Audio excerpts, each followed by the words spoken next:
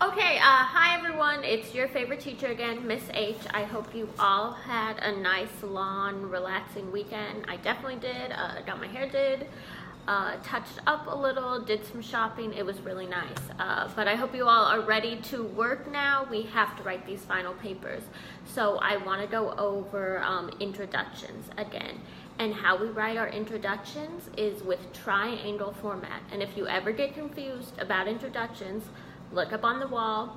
Deja made a beautiful sign about it. So if you're ever confused about how to write your introductions, look up on the wall. There's a big poster there that you can help. need to be taking these notes. You are going to be writing your introductions in triangle format, just like we did with our last papers. And so triangle format for introductions, remember that upside down triangle, okay? Your introduction, it needs to start with very vague, big information. Begin with a quote, begin with a definition, or begin with a statistic.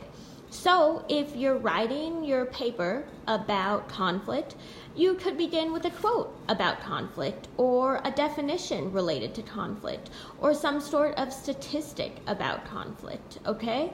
Since we're writing about homegoing, you could begin with a quote that reminds you of the book, or a quote about Africa, or maybe a quote about slavery. Think about a way you can start your paper with a quote, a definition, or a statistic that will relate to whatever prompt you're writing about. Okay, after you give your quote, definition, or statistic, you move into the middle part of that triangle. That's where you give more specific information about your topic. So some ideas about what to give in this part would be 1 or 2 sentences about the book, about the characters in the book, about the different types of conflict they're facing.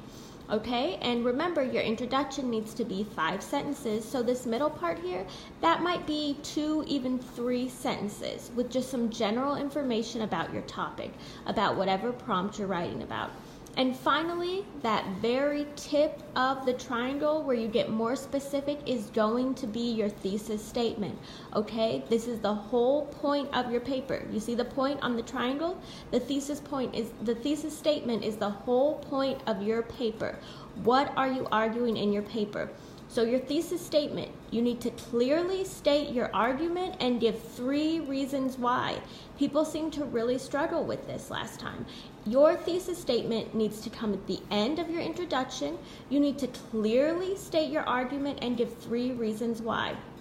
So an example of this might be, the author educates the readers through person versus society conflicts by showing us how slavery has affected Black people, showing us how the Fugitive Slave Act affected free Black people, and showing how Black people are unfairly sent to jail.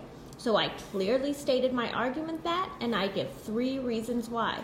Whatever prompt you're writing on, you need to have a thesis statement. And today, when you're writing your introductions, after you end with your thesis statement, I want you to circle it and I want you to label your reasons, 1, 2, 3. And I'm going to be walking around checking this. So in order to be successful today and get all your points, you need to have written your introduction, have your thesis statement at the end of your introduction, circle it, and number your reasons, okay? So this is really important. Take down these notes. It's going to help you. Remember, there's also a big poster on the wall, so there should be no confusion. We've done this before. You begin with your quote, definition, or statistic, give more specific information about your topic, and then you're ending with your thesis statement, the whole point of the paper. And once again, your thesis statement, you're going to clearly state your argument and give 3 reasons why. If you have any questions, raise your hand. Other than that, get to work. We don't have a lot of time to write these papers, and I want them to be good. Enjoy the rest of class.